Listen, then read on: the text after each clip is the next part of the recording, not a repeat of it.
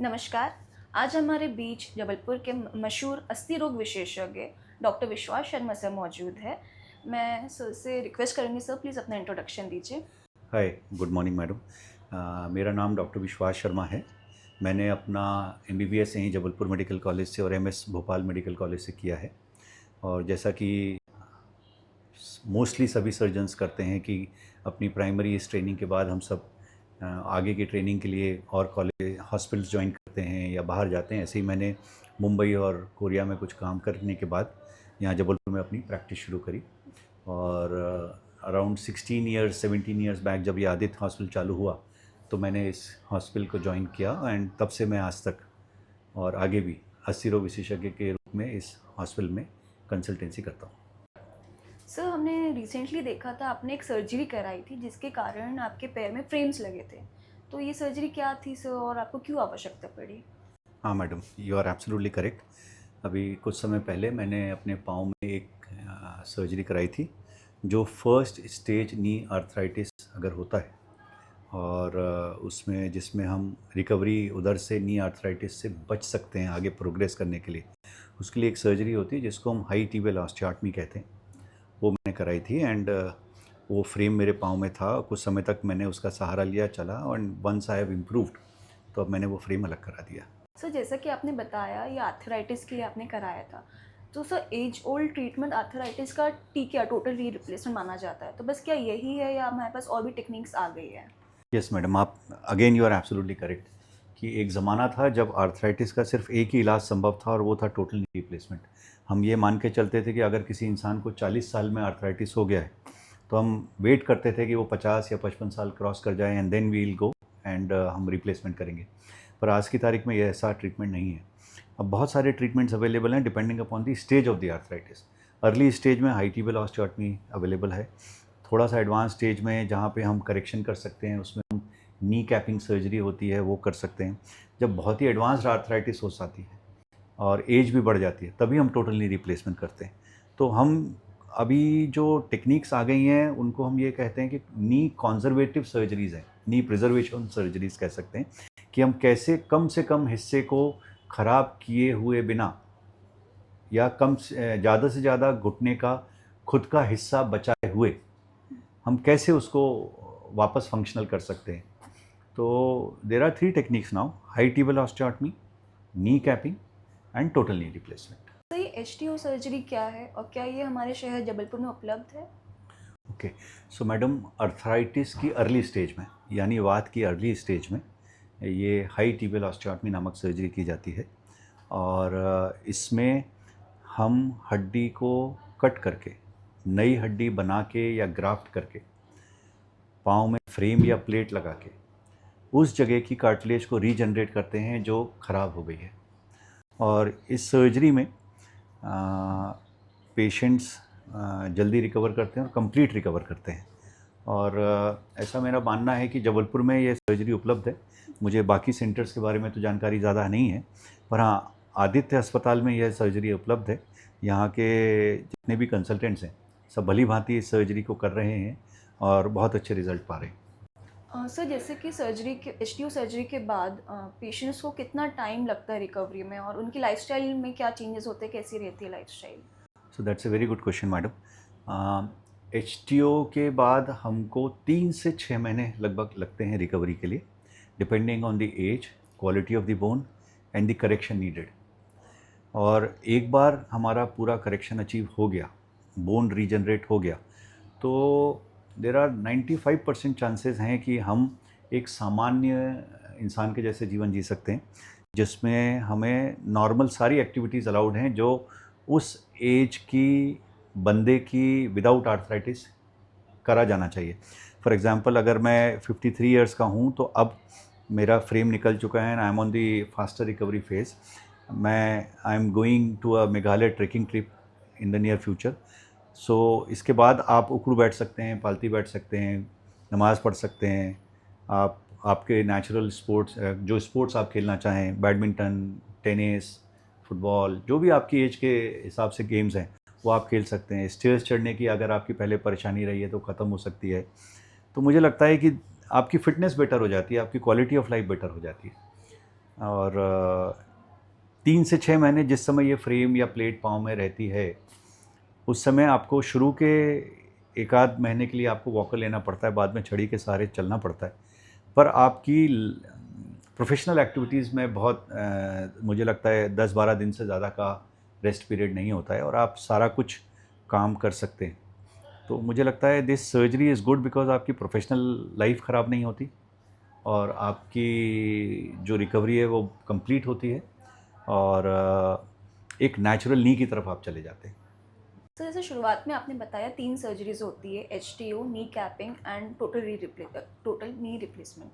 तो सर ये नी capping surgery क्या होती है? Very good question madam. आजकल जैसा मैंने कहा कि हम नी कॉन्जर्वेटिव सर्जरी या नी प्रिजर्वेशन सर्जरी की तरफ जा रहे हैं।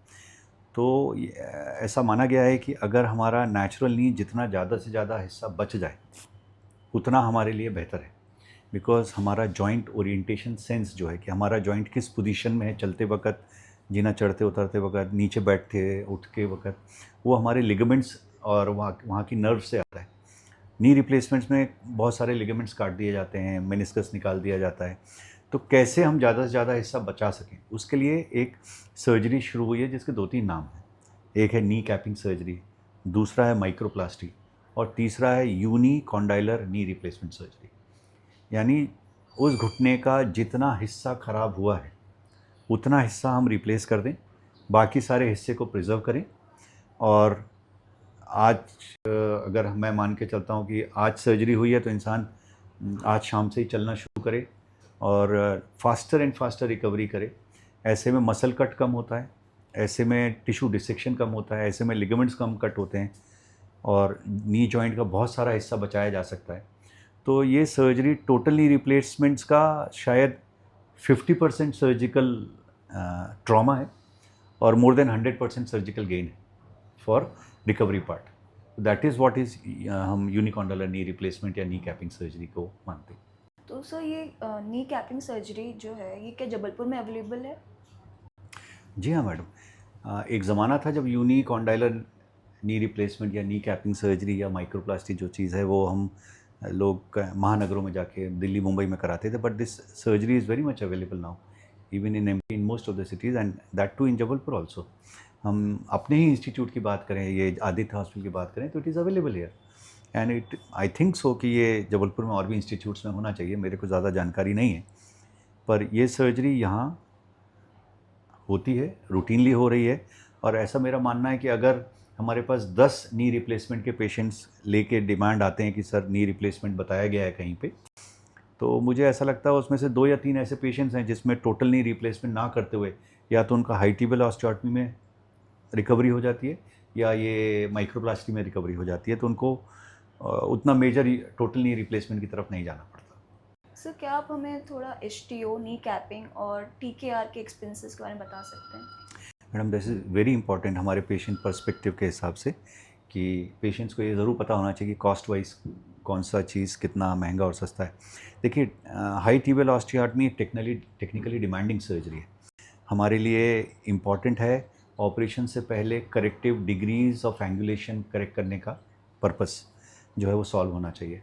तो हमें एक बेटर क्वालिटी ऑफ एक्सरे और एक ऐसे एक्सरेज लगते हैं जिसमें हम पूरा लिम्ब लेंथ मेजर करते हैं और ऐसी सर्जरीज़ का कॉस्ट टोटल नी रिप्लेसमेंट से काफ़ी कम होता है। और अगर मैं गलत नहीं हूँ तो शायद 60% या मैक्स टू मैक्स 70% में ही हमारा HTO हो जाता है because the frame and the plate is costly and और उसका कॉस्ट टोटल नी रिप्लेसमेंट के इम्प्लांट से काफ़ी कम है। सेकेंड आपने पूछा माइक्रोप्लास्टी का instrument and implant is as costly as total knee replacement, ठीक है। तो उसके कॉस्ट बहुत डिफरेंस नहीं होता है। टोटल नी और यूनिकॉन्डलर या माइक्रोप्लास्टी जो हम कहते हैं उसका कॉस्ट लगभग सेम आता है। नो डाउट मैं ये मान के चल रहा हूँ 10% कम इसलिए आता है क्योंकि हमारा स्टे कम हो जाता है, रिकवरी फास्टर हो जाता है। अगर हम टोटल नी रिप्लेसमेंट के बाद 3 दिन से 4 दिन पेशेंट हॉस्पिटल में है तो माइक्रोप्लास्टी वाला पेशेंट 2 दिन में ही घर चला जाता है। तो that is where we can save some money of the patient अगर हम यूनिकॉन्डलर कर रहे हैं। तो हाँ, अगर आप लैडर की बात करें और अपन स्टेप लैडर पैटर्न देखें तो यूनिकॉन्डलर इज अपना high tibial osteotomy is cheapest, then comes the unicondylar and then total. तो this is how the expenses are there. Thank you. Sir HTO जो सर्जरी है ये कितने साल तक चलती है? क्या इसके बाद TKR की ज़रूरत पड़ती है या कर सकते हैं क्या इसके बाद TKR? You are absolutely correct madam. क्या है, HTO एक नी प्रिजर्वेशन सर्जरी है। हम पुरानी जो आर्थराइटिस हुई है उसको, डिफॉर्मिटी को करेक्ट करके रीजनरेट करने की कोशिश करते हैं, पर उसके बाद फिर से एज रिलेटेड चेंजेस आना शुरू हो जाते हैं। तो ऐसा माना जाता है कि 10, 12, 15 साल तक तो ये हमारा HTO सक्सेसफुल रहता है, पर हाँ उसके बाद फिर आर्थराइटिस के चांसेस हैं। तो फिर ये क्यों करना चाहिए? अगर आर्थराइटिस होने ही वाला है 10, 12, 15 साल में, तो ये क्यों करना चाहिए? सवाल ये होता है कि आपको 10 से 12 या 15 साल एक active lifestyle, improved quality of life जीने का मौका मिलता है। आप स्पोर्टिंग एक्टिविटीज़ में पार्टिसिपेट कर सकते हैं, आप फिजिकली एक्टिव रह सकते हैं, आप फिट रह सकते हैं, आप बहुत सारी trekking travels and games and sports and सब कुछ प्लान कर सकते हैं। हाँ, धीरे धीरे घुटना फिर से घिसना शुरू होता है, ये तो एज रिलेटेड चेंजेस हैं, तो दे हैव टू हैपन, उसका नेचुरल कोर्स है। अगर ऐसा होता है कि नी आर्थराइटिस धीरे धीरे बढ़ती जा रही है, तो कुछ लोगों को 10 साल, 12 साल, 15 साल में वापस आर्थराइटिस होता है। अब यहाँ से 2 सर्जरीज़ के ऑप्शन अवेलेबल हैं।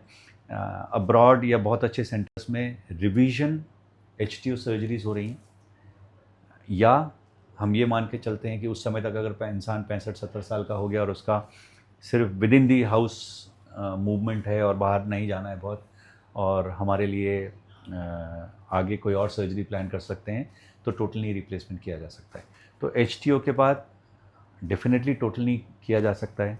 HTO के बाद टोटल नी की ज़रूरत पड़ेगी कि नहीं, ये इंसान की क्वालिटी ऑफ लाइफ पर डिपेंड करता है and demand of his life पे डिपेंड करता है।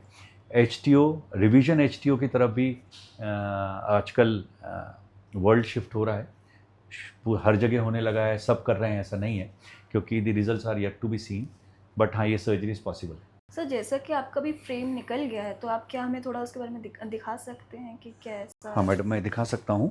क्या था, यहाँ पे ना ये फ्रेम लगा हुआ था, तो यहाँ पे 2 पिन्स थी, अब ये पिन्स निकल गई हैं, वूंड हील हो गया है, and I am recovering very fast. I don't need any support and I can climb stairs on my own. अभी मैं I have started going to gym and all those activities have started.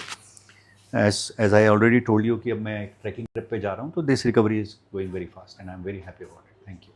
Sir मैं आपको धन्यवाद देना चाहूँगी, आपने एक patient के पॉइंट ऑफ व्यू से एंड एक डॉक्टर के पॉइंट ऑफ व्यू से हमें सर्जरीज के बारे में अवगत कराया। So thank you for this informative session sir.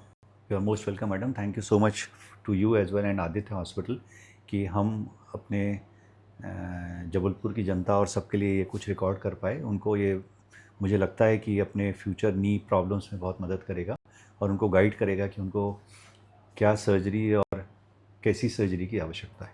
Thank you so much.